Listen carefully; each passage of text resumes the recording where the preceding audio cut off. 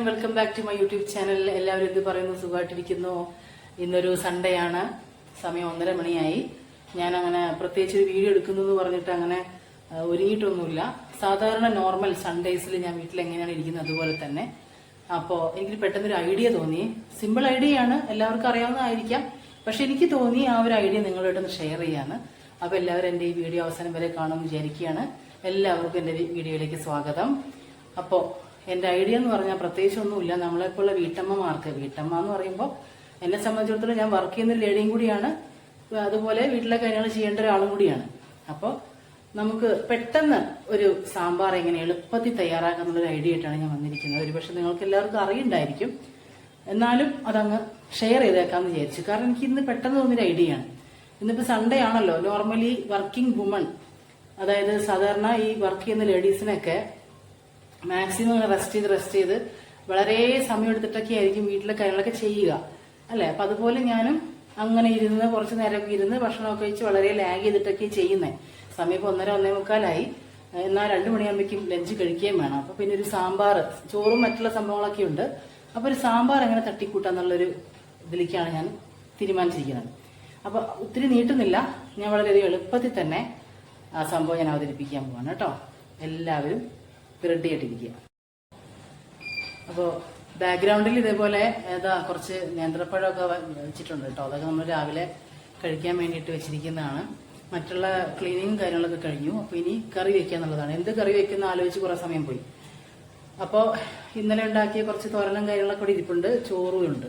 ഇനി കറി മാത്രം മതി. അപ്പം ഞാൻ എന്ത് ചെയ്തു, പെട്ടെന്ന് എനിക്കുള്ളത് 2 കുക്കറാണ് ഇവിടെ ഉള്ളത്. ഒരു സ്റ്റീൽ കുക്കറുണ്ട്, ഒരു അലുമിനിയം കുക്കറും ഉണ്ട്. രണ്ടിന്റെയും കപ്പാസിറ്റി വ്യത്യാസമുണ്ട് കേട്ടോ.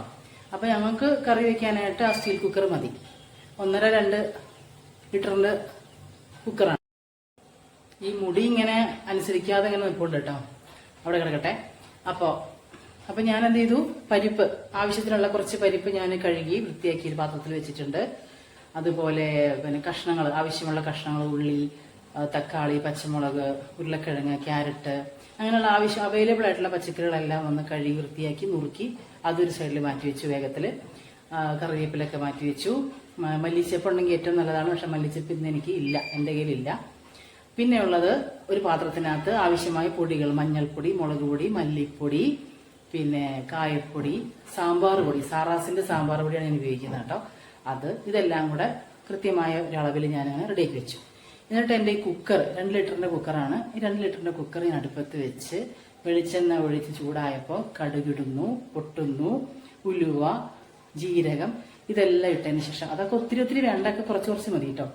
ഇട്ടതിന് ശേഷം ഞാൻ തയ്യാറാക്കി വെച്ച കഷ്ണങ്ങളുണ്ടല്ലോ, തയ്യാറാക്കി വെച്ച കഷ്ണങ്ങളിനകത്തേക്ക് ഇടുന്നു, പരിപ്പ് ഇടുന്നു. ഇതെല്ലാം നല്ലപോലെ സോട്ട് ചെയ്തതിന് ശേഷം പിന്നെ ഞാൻ എൻ്റെ ഒരു പാത്രത്തിനകത്ത് പൊടികൾ മാറ്റി വെച്ചിട്ടുണ്ടായിരുന്നല്ലോ, ആ പൊടികളും കൂടെ അതിനകത്തൊട്ടിട്ട് നല്ലപോലെ ഇളക്കുന്നു. തക്കാളി എല്ലാ കഷ്ണങ്ങളും ഉണ്ട് കേട്ടോ. പിന്നെ എല്ലാ കഷ്ണങ്ങളും മിക്സ് ആക്കിയിട്ടിരിക്കുകയാണ്. എന്നിട്ട് ഞാൻ നമ്മുടെ വാളംപുളി ഉണ്ടല്ലോ, വാളംപുളി വെള്ളത്തിലിടാനൊന്നും പോയില്ല, നല്ല വൃത്തിയാക്കി വെച്ചിരിക്കുന്നതാണ്. പിന്നെ ഇതിൻ്റെ ഇടയ്ക്ക് ഇൻഡസ്ട്രിയൽ വർക്കിന്റെ ഒച്ച കേൾക്കുന്നുണ്ടായിരിക്കും, ഡിസ്റ്റർബൻസ് ആവുന്നുണ്ടെങ്കിൽ ക്ഷമിക്കണം കേട്ടോ. എൻ്റെ സൗണ്ട് ഓഡിബിൾ ആണെന്ന് എനിക്ക് ഞാൻ വിചാരിക്കുന്നു. അപ്പോൾ എന്താ ചെയ്തത്, പൊടികളെല്ലാം ഇട്ട് നല്ലപോലെ ഇളക്കി ഒരു കഷ്ണം വാളംപുളിയും അതിനകത്തിട്ട് ഉപ്പും ഇട്ട് വെള്ളം ഒഴിക്കുന്നു, ആവശ്യത്തിന് വെള്ളം ഒഴിക്കുന്നു, കുക്കർ അടയ്ക്കുന്നു, കഴിയും. പിന്നെ എൻ്റെ കുക്കറിൻ്റെ ഇത് വെച്ച് നോക്കുമ്പോൾ അതിന് ആവശ്യമായ വിസിലെന്ന് പറഞ്ഞാൽ 2 വിസിലും 2 ഫുൾ വിസിലും 3ാമത്തെ വിസിൽ വരാറാവുമ്പോൾ ഓഫാക്കലുമാണ്. അപ്പോൾ വിസിലടിക്കുന്ന ഒരു പോർഷൻ ഞാൻ വീഡിയോ എടുത്ത് വെച്ചിട്ടുണ്ട്, കാണിക്കാം. എൻ്റെ കുക്കർ ഞാൻ കാണിക്കാം.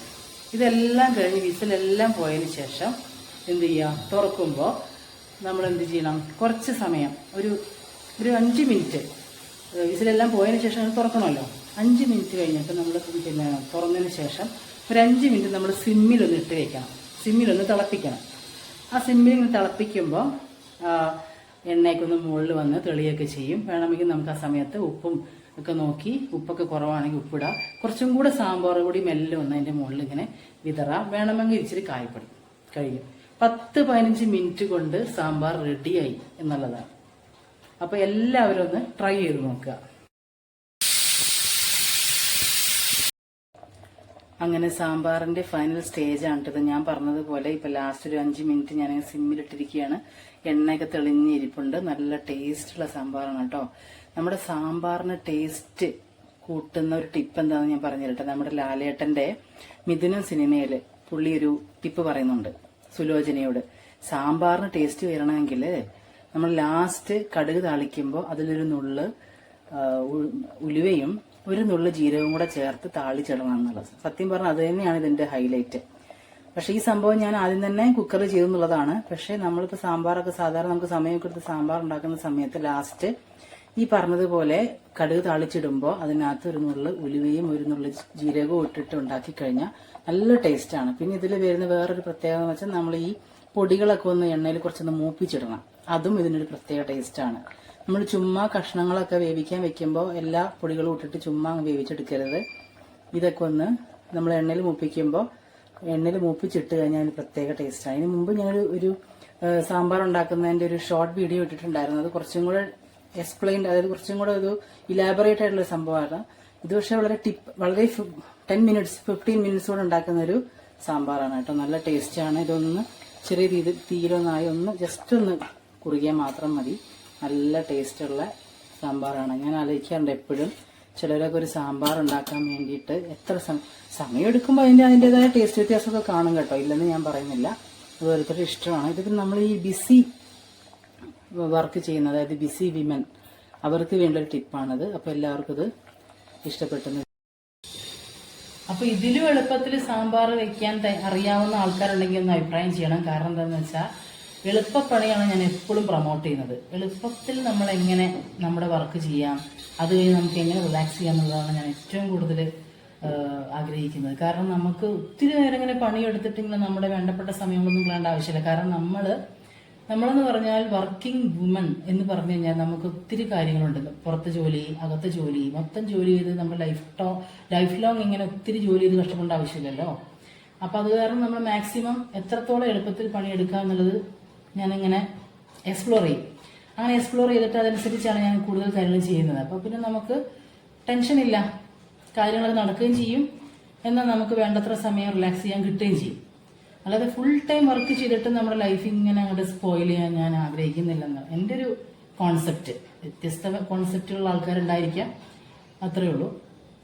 അപ്പോൾ ഇതിലും എളുപ്പത്തിൽ സാമ്പാർ ഉണ്ടാക്കാൻ അറിയാവുന്ന ആളുകളുണ്ടെങ്കിൽ എനിക്ക് തീർച്ചയായിട്ടും കമൻറ്റ് ചെയ്യണം, അഭിപ്രായം പറയണം.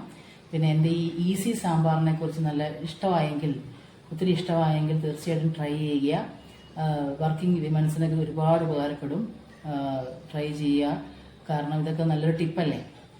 അപ്പോൾ ഇഷ്ടപ്പെട്ടാൽ അപ്പം എൻ്റെ ഈ വീഡിയോ, ഒരു കൊച്ചു വീഡിയോ ഇഷ്ടപ്പെട്ട് കഴിഞ്ഞാൽ തീർച്ചയായിട്ടും ലൈക്ക് ചെയ്യാനും സബ്സ്ക്രൈബ് ചെയ്യാനും ഷെയർ ചെയ്യാനും മറക്കരുത്. നിങ്ങളുടെ വിലയേറിയ ലൈക്കും ഷെയറും സബ്സ്ക്രൈബുമാണ് എൻ്റെ വിജയം എന്ന് പറഞ്ഞാൽ. അപ്പോൾ ഇഷ്ടമുണ്ടെങ്കിൽ സബ്സ്ക്രൈബ് ചെയ്യുക. അടുത്ത വീഡിയോയുമായിട്ട് വീണ്ടും വരുന്നതായിരിക്കും. എല്ലാവർക്കും ബൈ ബൈ, ടേക്ക് കെയർ.